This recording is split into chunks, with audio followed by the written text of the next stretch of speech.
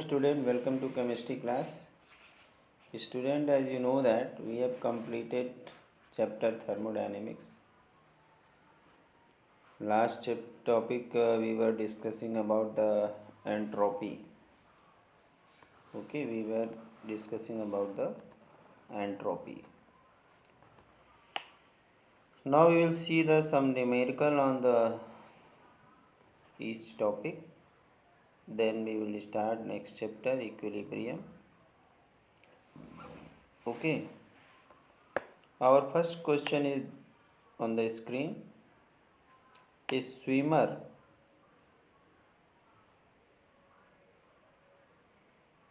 coming out from the pool is covered with a film of water, weigh about 18 gram.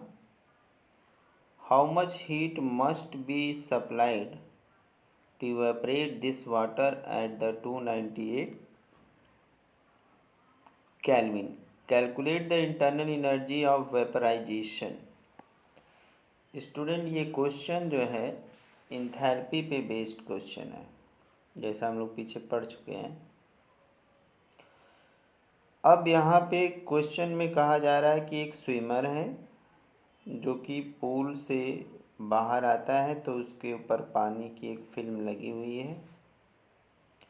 वो जो film लगी है उस पूरी फिल्म का वेट 18 ग्राम है।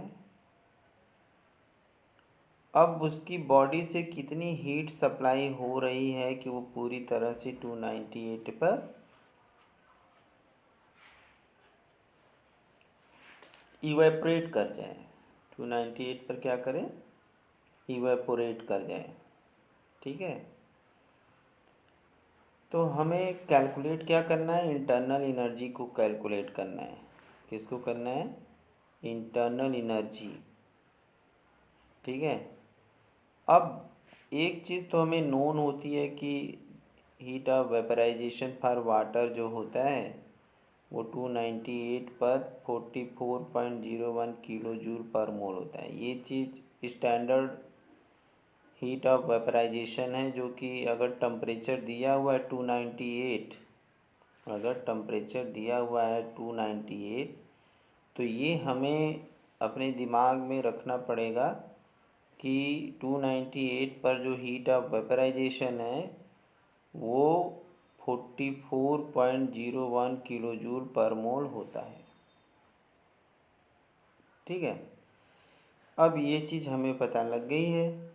अब हम क्या करेंगे? जो 18 ग्राम वाटर है उसका नंबर ऑफ मोल निकाल लेंगे। तो number of mole equal to क्या हो जाएगा? Weight upon molar mass. Weight upon molar mass. तो यहाँ पे वेट कितना है? 18, और मोलर मास कितना है? 18। ओके, इक्वल टू क्या आ जाएगा? 1 मोल। 1 मोल आ जाएगा। ठीक है, यहाँ से हमने नंबर ऑफ मोल निकाल लिए। अब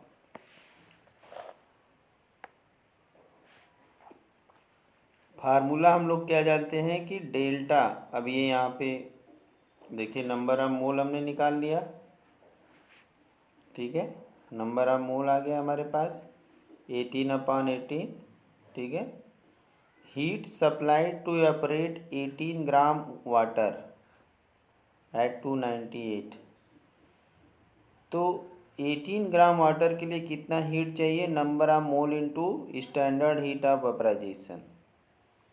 स्टैंडर्ड हीट ऑफ वेपराइजेशन, तो नंबर ऑफ मोल हमने क्या निकाला था? 1। और वहाँ पे जो है कि 298 पर हीट ऑफ वेपराइजेशन कितना है? 44.01। तो हमारा यहाँ पे हीट सप्लाइड कितना आया? 44.01 किलो जूल पर मोल। इतनी बात क्लियर है। सबसे पहले हमने क्या निकाला? Number of mole. Number of मोल हमारा 1 आया। फिर हीट सप्लाइड निकाल लिया हमने, तो हमारा हीट सप्लाइड क्या होता है? n into heat of vaporization at standard temperature. तो 298 पे हमें पता ही है। तो अब यहाँ से हम लोग क्या करेंगे, 1 मोल इंटू 44.01 किलो जूल पर मोल हो जाएगा और इक्वल टू यहाँ 44.01 किलो जूल हो जाएगा। ये अब हमें वो पता लग गया है जो हीट सप्लाई किए कि 18 ग्राम वाटर इवेपोरेट कर जाए। अब हमें पता करना है इंटरनल एनर्जी। तो इंटरनल एनर्जी का फार्मूला लगाएंगे और वैल्यू पा जाएंगे। चलिए अब देखते हैं इंटरनल एनर्जी का फार्मूला। अब यहाँ पे हमारा इंटरनल एनर्जी के लिए फार्मूला क्या है, delta U for vaporization, internal energy for change in internal energy for the vaporization equal to delta heat of vaporization minus P V, P delta V. P delta V की जगह पे हम delta N R T भी लिख सकते हैं। हमें क्या दिया गया है, हमें दिया गया है डेल्टा एच जो हमने कैलकुलेट कर लिया है। हीट सप्लाइड हमने कैलकुलेट कर लिया, कितना हमने हीट दिया। ठीक है, अब पहले हम डेल्टा एन आर टी ये कैलकुलेट कर लेंगे। तो एन की जगह पे 1, आर की जगह पे 8.314 किलो जूल पर मोल लगाएंगे, क्योंकि अगर किलो जूल में है सारी चीज़ें, एनर्जी है जूल में है, तो आर की वैल्यू जूल में 8.314 होती है, into temperature 298 into 10⁻3। Okay, kilo joule में हमें कन्वर्ट करना है। कन्वर्ट करने के लिए 10⁻³ किलो जूल। ओके, अब यहाँ से इसको हम कैलकुलेट करेंगे, इस पूरे हिस्से को, तो आएगा कितना 2.48। उस 2.48 को हम क्या करेंगे, हीट सप्लाइड में से घटा देंगे, तो हमारा इंटरनल एनर्जी 41.53 किलो जूल आ जाएगा। एकदम सिंपल न्यूमेरिकल है, नोट कर लीजिए इसको। ओके, तो अब यहाँ से हम लोग, न्यूमेरिकल सिंपल था, ऐसे ही सिंपल सिंपल न्यूमेरिकल है। अगला न्यूमेरिकल देखते हैं हम लोग, अगला क्या है। ठीक है, assuming the water vapour to be a perfect gas, calculate the internal energy change when 1 mole of water at 100 degree centigrade and 1 bar pressure, okay, converted to ice at 0 degree centigrade. Given enthalpy of fusion for water is 6.0 kilojoule per mole. Enthalpy heat capacity of water 4.2 joule पर ग्राम। Okay, question क्या बोल रहा है, ये मान ले कि जो वेपर है एक परफेक्ट गैस है, वाटर का जो वेपर है एक परफेक्ट गैस है, तो उसकी इंटरनल एनर्जी हमें कैलकुलेट करनी है। 1 मोल वाटर 100 डिग्री पे और 1 बार प्रेशर पे है, जो कि कन्वर्ट हो जाता है 0 डिग्री सेंटीग्रेड पर आइस में। वाटर किस में कन्वर्ट हो रहा है, आइस में। 100 से 0 डिग्री में, 100 से 0 डिग्री में। और जब फ्यूजन होता है तो इंथैल्पी ऑफ फ्यूजन आइस की 6.0 किलो जूल पर मोल होती है, और जो हीट कैपेसिटी वाटर की होती है वो 4.2 किलो जूल पर मोल है। तो अब हम कैसे क्या क्या करेंगे, यहाँ पे 2 चेंजेस हो रहे हैं, उन चेंजेस को देखेंगे। 2 बार हीट इवाल्व होगी, एक तो 100 डिग्री का वाटर 0 डिग्री का वाटर बनेगा, 0 डिग्री का वाटर फिर आइस में कन्वर्ट होगा। ठीक है, 2 चीज़ें हैं। ठीक, तो दोनों की इंथैल्पी क्या होगी, अलग अलग होगी। तो अब यहाँ पे ध्यान दीजिए, यहाँ पे क्या हो जाएगा, पहला स्टेप 1 मोल वाटर 100 डिग्री सेंटीग्रेड से 1 मोल वाटर अब 0 डिग्री में जा रहा है, तो वहाँ पे डेल्टा एच हो जाएगा। अभी वाटर में 100 डिग्री का वाटर 100 डिग्री के 0 डिग्री के वाटर में कन्वर्ट हुआ है, ठीक है। अभी स्टेट चेंज नहीं हुआ है, अभी सेम स्टेट में है। दूसरे में क्या होगा, दूसरे में ये होगा कि स्टेप 2 में जब आएंगे तो 1 मोल वाटर है यहाँ पे। अब 0 डिग्री का वाटर 0 डिग्री की आइस में जाएगा, स्टेट चेंज हो जाएगा। क्या हो जाएगा, स्टेट चेंज हो जाएगा। अब हमें टोटल इंथैल्पी अगर पता लग जाएगी तो हम निकाल लेंगे। तो delta H equal to H1 plus H2, H1 plus H2। अब हमारा H1 क्या होगा, H1 1 मोल यानी 18 4.2 इंटू 100, ये हो जाएगा हमारा 7560 जूल एंड 7.56 किलो जूल हो जाएगा।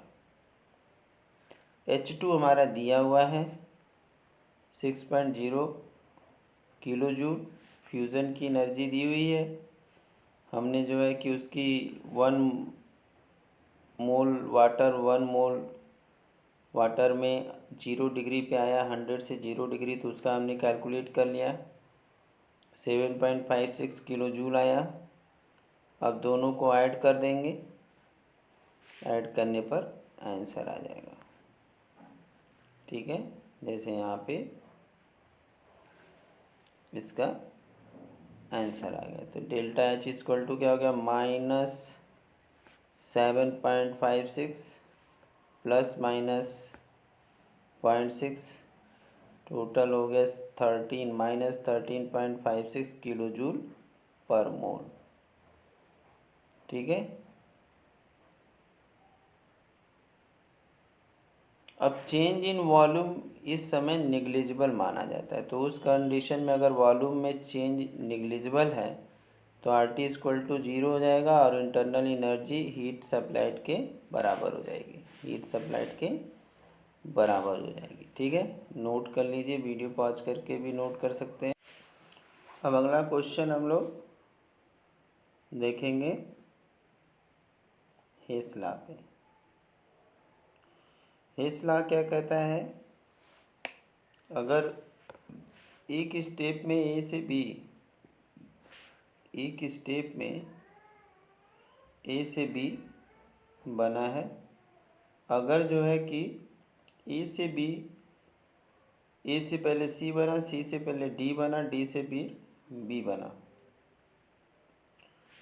तो इन 3 स्टेप की एनर्जी को अगर जोड़ लें तो एक स्टेप की एनर्जी के बराबर होगा, ठीक है। तो इस बेस पे भी न्यूमेरिकल हम लोग देखेंगे। हमारा जो पहला न्यूमेरिकल है यहाँ पे क्या है, combustion of 1 mole of benzene, combustion of 1 mole of benzene takes place at 298 Kelvin and 1 atm. After combustion, carbon dioxide and water are produced and 3267 kilojoule of heat is liberated. Calculate the standard enthalpy of formation of benzene. Standard enthalpy of CO2 and H2O -393.5 kilojoule per mole and -285.83 kilojoule per mole। क्या question में पूछा है कि अगर 1 मोल benzene को 298 kelvin temperature पे और 1 atm pressure पे बर्न किया जाए तो कार्बन डाइऑक्साइड और वाटर बनता है, जिसमें से कार्बन डाइऑक्साइड की हीट जो उस रिएक्शन में हीट लिबरेट होती है पूरे रिएक्शन में यानी हीट ऑफ कंबस्शन अगर देखा जाए तो 3267 किलो जूल है। हमें स्टैंडर्ड इंथैल्पी ऑफ फॉर्मेशन निकालना है बेंजीन का। कंबस्शन की इंथैल्पी दी है और फॉर्मेशन की हमसे पूछी जा रही है, जबकि वाटर और कार्बन डाइऑक्साइड और वाटर दोनों की इंथैल्पी फॉर्मेशन दिया हुआ है। कार्बन डाइऑक्साइड की इंथैल्पी ऑफ फॉर्मेशन कितना है 393.5 किलो जूल है, जबकि वाटर की है -285.83 किलो जूल है। अब इसको हम कैसे करेंगे? सबसे पहले ऐसे जो न्यूमेरिकल आते हैं उन न्यूमेरिकल को सॉल्व करने के लिए माइंड को सेटअप करना होता है। कैसे सेटअप करेंगे? पहले हमारा टारगेट क्या है उसको जान जाते हैं। क्या जान जाते हैं? हमारा टारगेट क्या है? हमारा टारगेट है कि स्टैंडर्ड इंथैल्पी ऑफ फॉर्मेशन पता करना है। किस किस चीज़ से बेंजीन बनेगा? किस किस चीज़ से बेंजीन बनेगा? कार्बन और हाइड्रोजन से। ठीक है, तो अब ज़रा इसको ध्यान दीजिएगा। अब यहाँ पे 6 कार्बन और 6 हाइड्रोजन मिल करके बेंजीन बना रहे हैं और उसकी इंथैल्पी चाहिए। और हमारे पास 1 मोल बेंजीन को जलाने पर क्या बन रहा है, उसकी क्या इंथैल्पी है उसको देख लेते हैं।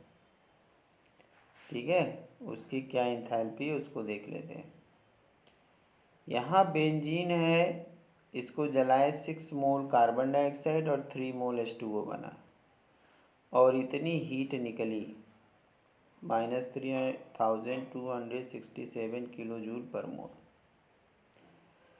हमारे पास गिवन क्या है कि कार्बन और ऑक्सीजन मिलके कार्बन डाइऑक्साइड अगर 1 मोल बनाते हैं तो उसकी इंथैल्पी 393.5 किलो जूल है।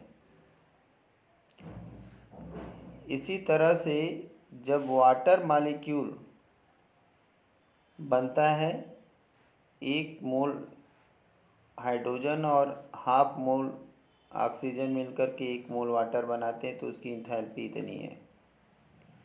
अब क्या करेंगे? इक्वेशन जो हमारा तीसरा था इसमें 6 से, क्योंकि जब बेंजीन बनाना है तो 6 कार्बन और 6 हाइड्रोजन की ज़रूरत है, तो इक्वेशन 3 में हम 6 से मल्टीप्लाई कर देंगे और इक्वेशन 4 में हम लोग 3 से करेंगे। क्यों करेंगे 3 से?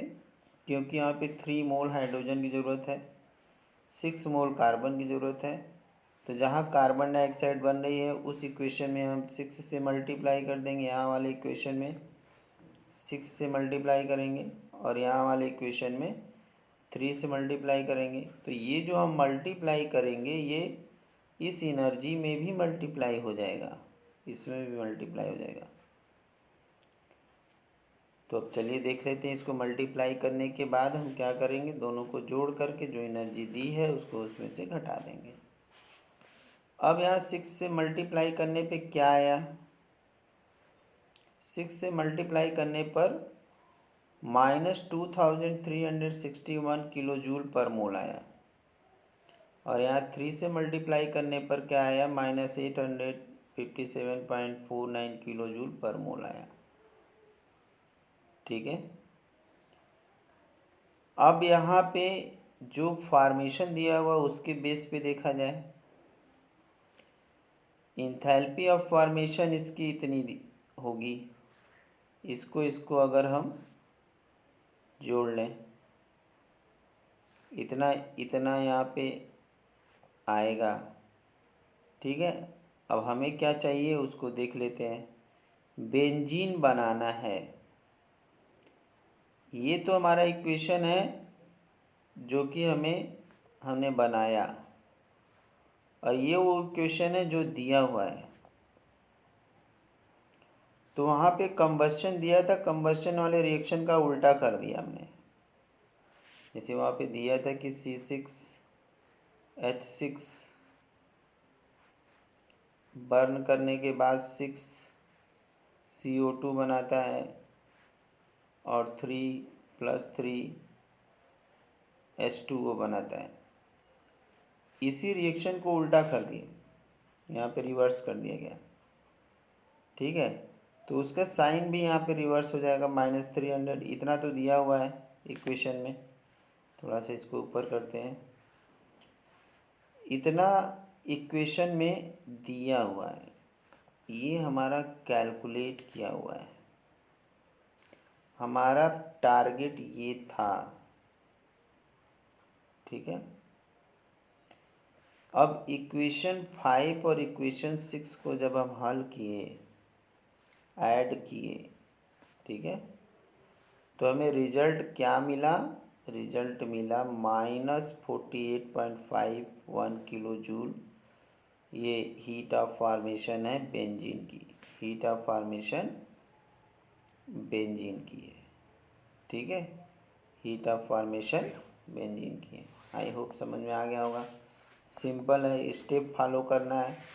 क्वेश्चन दिया तो पहले दिमाग में लगाना है कि हमारा टारगेट क्या है, अब उस टारगेट को कैसे अचीव करना है। एकदम कह सकते हैं कि एल्जेब्रिक मैथमेटिक्स है, इसमें कोई बहुत ज़्यादा सोचना नहीं है, हमें बस इक्वेशन बनाने आ गया तो हम न्यूमेरिकल सॉल्व कर सकते हैं। और ऐसे क्वेश्चन ऑब्जेक्टिव में भी रहते हैं, ठीक है।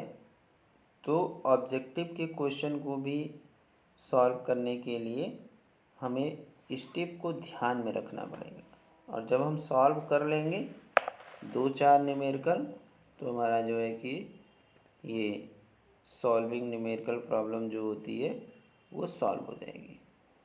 आई बात समझे? चलिए, अब इसके बाद हम एक और क्वेश्चन देख लेते हैं, अभी हमारे पास टाइम है। इंथैल्पी पे ही रिलेटेड न्यूमेरिकल और देख लेते हैं, ठीक है। चलिए, एंट्रोपी पे न्यूमेरिकल देख लेते हैं। एंट्रोपी क्या होती है? रेंडमनेस बताती है, किस तरह से रेंडमनेस होता है रिएक्शन में।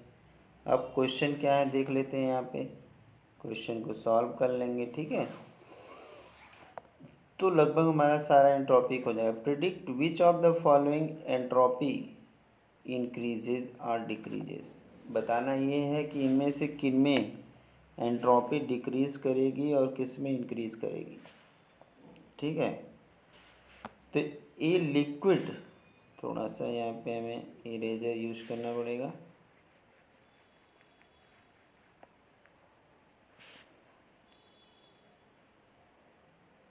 दिया हुआ है कि ये लिक्विड क्रिस्टलाइजेज इनटू सॉलिड, तो इसमें एंट्रोपी बढ़ेगी या घटेगी। दूसरा, temperature of a crystalline solid is raise to 0 to 115 kelvin. तीसरा, sodium bicarbonate forming sodium carbonate and carbon dioxide and water. और चौथा है एटमाइजेशन ऑफ हाइड्रोजन, ठीक है।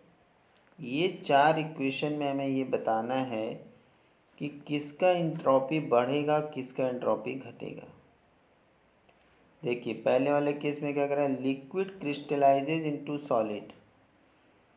तो जब कोई लिक्विड सॉलिड में कन्वर्ट हो जाएगा, सॉलिड में कन्वर्ट हो जाएगा, तो अब उसके मॉलिक्यूल क्या है, पास पास आ जाएंगे,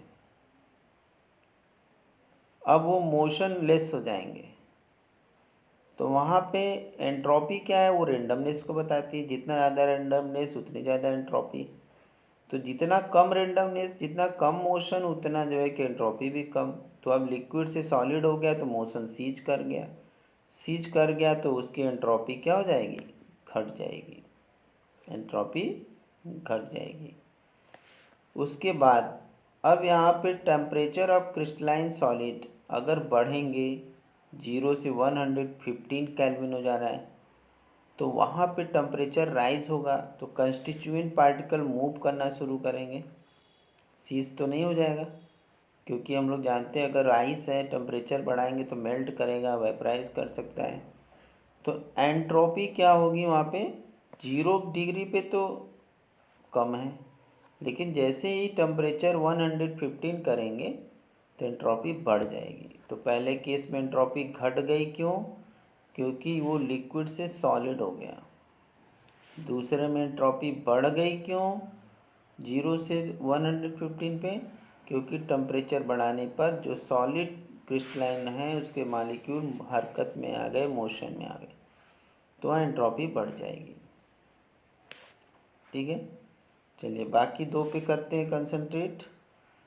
सोडियम बाइकार्बोनेट कार्बोनेट में कन्वर्ट हो रहा है, कार्बन डाइऑक्साइड निकल रही है, वाटर निकल रहा है, तो दो गैस मॉलिक्यूल यहाँ पे मोशन में आएंगे, और जब मोशन में आएंगे तो उनकी एंट्रोपी क्या हो जाएगी? बढ़ जाएगी। ठीक है, क्योंकि यहाँ पे रिएक्टेंट क्या है? सॉलिड है, लो एंट्रोपी है। सॉलिड का एंट्रोपी क्या होता है? लो होता है। ठीक है, अब जब रिएक्शन हीट होता है तो सॉलिड और दो गैसें बनती हैं। गैसें जो प्रोड्यूस होती हैं उनके लिए एंट्रोपी क्या होगी? हाई हो जाएगी। ठीक है, एटमाइजेशन में क्या होगा? एटमाइजेशन में ये होगा कि वन मॉलिक्यूल टू एटम में कन्वर्ट हो जाएंगे, यानी नंबर ऑफ पार्टिकल अगर बढ़ रहे हैं, डिसऑर्डर बढ़ेगा, एंट्रोपी भी क्या हो जाएगी? बढ़ जाएगी। ठीक है, तो एक बार फिर से सारी चीज़ें डिस्कस कर लेते हैं। ठीक है, क्वेश्चन ये था कि लिक्विड से सॉलिड में आए, एंट्रोपी घट गई। क्यों घटी? क्योंकि जो है मोशन लेस हो गया। टेम्परेचर बढ़ा है, 0 से 115 की एक गैस मॉलिक्यूल बना, एंट्रोपी बढ़ गई। यहाँ पे दो गैस मॉलिक्यूल बन रहे हैं तो एंट्रोपी बढ़ जाएगी। एटमाइजेशन हो रहा है, 1 से 2 हो गए तो नंबर बढ़ गया, रेंडमनेस बढ़ जाएगी, एंट्रोपी बढ़ जाएगी।